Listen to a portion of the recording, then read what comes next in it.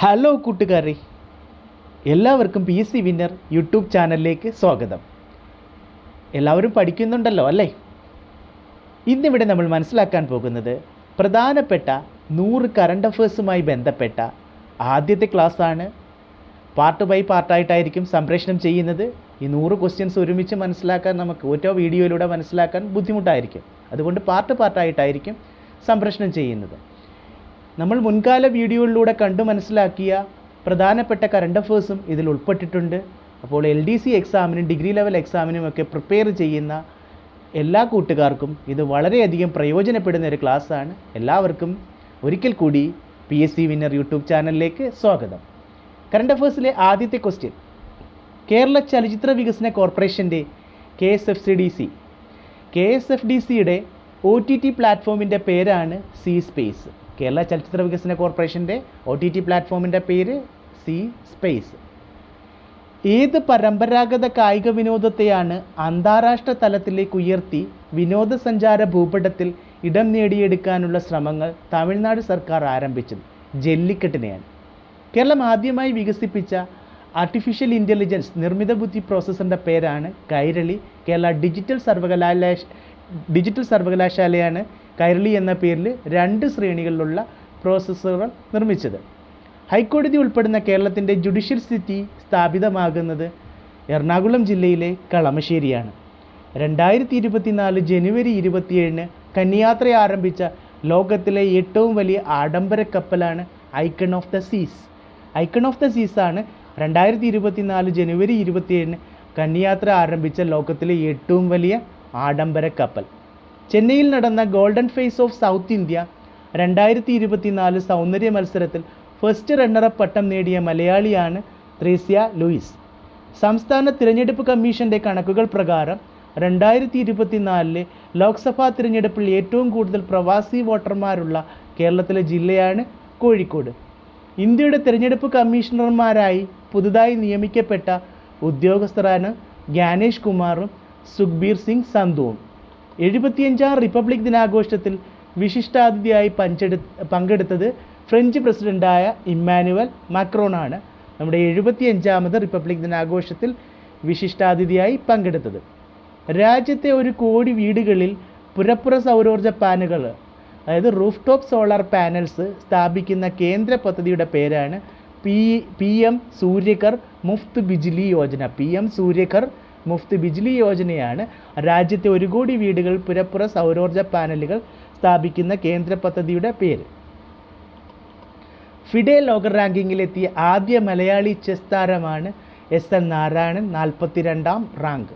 2024 ആദ്യ ഭാരത് രത്ന പ്രഖ്യാപനം വന്നത് ആരുടെ 100ാം ജന്മവാർഷികത്തിന് തലേ ദിവസമാണ്? ബീഹാർ മുഖ്യമന്ത്രിയായിരുന്ന കർപ്പൂരി ഠാക്കൂറിൻ്റെ 100ാം ജന്മവാർഷികത്തിന് തലേ ദിവസമാണ് 2024 ആദ്യത്തെ ഭാരതരത്ന പ്രഖ്യാപനം വന്നത്. ഏത് രാജ്യത്താണ് 2024 ഫെബ്രുവരി 1 മുതൽ ഇന്ധനവില നിലവിലുള്ളതിൻ്റെ 5 ഇരട്ടിയാക്കിയത്? ക്യൂബയിലാണ് 2024 ഫെബ്രുവരി 1 മുതൽ ഇന്ധനവില നിലവിലുള്ളതിൻ്റെ 5 ഇരട്ടി ആക്കിയത്. 2021 മുതൽ ആചരിച്ചു വരുന്ന പരാക്രം ദിവസ് എന്നാണ്. നേതാജി സുഭാഷ് ചന്ദ്രബോസിൻ്റെ ജന്മദിനമായ ജനുവരി 23 2021 മുതൽ ആചരിച്ചു വരുന്ന പരാക്രം ദിവസ്. ഇനി നമുക്കറിയാം ലെനിനെക്കുറിച്ച്. റഷ്യൻ വിപ്ലവ നേതാവാണ് അല്ലേ? ലെനിൻ്റെ 100ാം ചരമവാർഷികമാണ്. റഷ്യൻ വിപ്ലവ നേതാവായ ലെനിൻ്റെ 100ാമത് ചരമവാർഷികമാണ് 2024 ജനുവരി 21 ആചരിച്ചത്.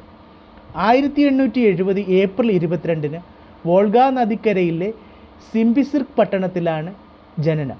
വ്ളാഡിമർ ഇല്ലിച്ച് ഉല്യാനോവ് എന്നാണ് യഥാർത്ഥ പേര്. ഇത് ഓർത്തു വെക്കണം. വ്ളാഡിമർ ഇല്ലിച്ച് ഉല്യാനോവ് എന്നറിയപ്പെടുന്നത് ലെനിനാണ്. സൈബീരിയൻ പ്രവാസകാലത്ത് ലെന നദീതീരത്ത് താമസിച്ചിരുന്നതിനാലാണ് ലെനിൻ എന്ന പേര് സ്വീകരിച്ചത്. 1917 റഷ്യയിലെ ഒക്ടോബർ വിപ്ലവത്തിന് നേതൃത്വം നൽകിയത് ലെനിനാണ്. മുൻ സോവിയറ്റ് യൂണിയൻ്റെ ശില്പിയാണ് ലെനിൻ.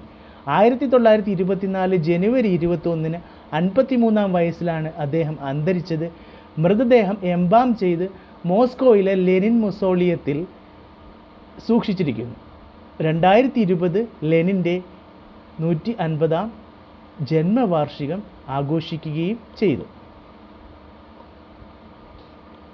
അടുത്ത ക്വസ്റ്റ്യൻ, അതിജീവനം എന്ന പേരിൽ മലയാളത്തിൽ ആത്മകഥ രചിച്ച രാജസ്ഥാൻ സ്വദേശിയായ കേരളത്തിൻ്റെ മുൻ chief secretary doctor Vishwas Mehta. അപ്പോൾ ഡോക്ടർ വിശ്വാസ് മേത്തയുടെ ആത്മകഥ അദ്ദേഹം മലയാളത്തിലാണ് തയ്യാറാക്കിയത്. അതിൻ്റെ പേര് അതിജീവനം. ഡിജിറ്റൽ സാക്ഷരത കൈവരിച്ച കേരളത്തിലെ നഗരസഭയാണ് കൊട്ടാരക്കര. 2024 ഫെബ്രുവരി 1 അവതരിപ്പിച്ച കേന്ദ്ര ബജറ്റ് ധനകാര്യമന്ത്രി നിർമ്മല സീതാരാമൻ്റെ എത്രാമത്തെ ബജറ്റായിരുന്നു? 6ാമത്തെ ബജറ്റായിരുന്നു. അടുത്ത ഹെൻലി പാസ്പോർട്ട് സൂചിയെക്കുറിച്ച് നമുക്ക് ചെറിയൊരു വിവരണം മനസ്സിലാക്കാം. ലോകത്തിലെ ഏറ്റവും ശക്തമായ പാസ്പോർട്ടുകളുടെ ഹെൻലി പാസ്പോർട്ട് സൂചികയിൽ, അതായത് 2024 കണക്ക് പ്രകാരം മുന്നിലുള്ള രാജ്യങ്ങളാണ് France, Germany, Italy, Japan, Singapore, Spain. ഈ 6 രാജ്യങ്ങളിലെ ജനങ്ങൾക്ക് 194 രാജ്യങ്ങളിലേക്ക് വിസയില്ലാതെ സന്ദർശനം നടത്താം. ആ 6 രാജ്യങ്ങൾ ഏതൊക്കെയാണ്? France, Germany, Italy, Japan, Singapore, Spain. 2ാം സ്ഥാനത്തിനുള്ള ഫിൻലാൻഡ്, നെതർലാൻഡ്, ദക്ഷിണ കൊറിയ, സ്വീഡൻ എന്നിവയ്ക്ക് 193 രാജ്യങ്ങളിലേക്ക് വിസരഹിത പ്രവേശനവുമുണ്ട്. ഇന്ത്യൻ പാസ്പോർട്ട്, അപ്പോൾ ഹെൻലി പാസ്പോർട്ട് ഇൻഡെക്സ് പ്രകാരം ഇന്ത്യൻ പാസ്പോർട്ടിൻ്റെ സ്ഥാനം 85ാം സ്ഥാനത്താണ്. വിസയില്ലാതെ 62 രാജ്യങ്ങളിലേക്ക് ഇന്ത്യൻ പൗരന്മാർക്ക് യാത്ര ചെയ്യാം. സൂചികയിൽ ചൈന 64ാം സ്ഥാനത്തും പാകിസ്ഥാൻ 106ാം സ്ഥാനത്തുമാണുള്ളത്. അടുത്തതായി നമ്മൾ മനസ്സിലാക്കാൻ പോകുന്നത് ഭാരത് രത്ന പ്രഖ്യാപിച്ച കാര്യം പറഞ്ഞു. അപ്പോൾ ഈ ഭാരത് രത്ന ലഭിച്ചത് 5 പേർക്കാണ്. 2024 ഏറ്റവും കൂടുതൽ ഭാരത് രത്ന ബഹുമതി നൽകപ്പെട്ടത് 5 പേർക്ക്. 1954 നൽകി തുടങ്ങിയ ഭാരത് രത്ന ബഹുമതിയുടെ ചരിത്രത്തിൽ ആദ്യമായാണ് ഒരു വർഷം 5 വ്യക്തികൾക്ക് ബഹുമതി പ്രഖ്യാപിച്ചത്. ഒരു വർഷം 5 വ്യക്തികൾക്ക് ബഹുമതി പ്രഖ്യാപിച്ചത് ആദ്യമായിട്ടാണ്. 1999 4 പേർക്ക് നൽകിയിരുന്നു. 2024 ജനുവരി 23 കർപ്പൂരി ടാക്കൂറിനും ഫെബ്രുവരി 3 LK അദ്വാനിക്കും ഭാരത് രത്ന പ്രഖ്യാപിച്ചു.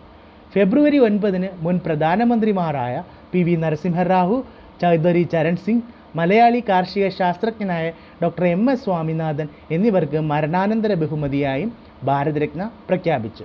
ഭാരത് രത്ന നേടിയ 2ാമത്തെ മലയാളിയാണ് ഇന്ത്യൻ ഹരിത വിപ്ലവത്തിൻ്റെ പിതാവ് കൂടിയായ MS സ്വാമിനാഥൻ.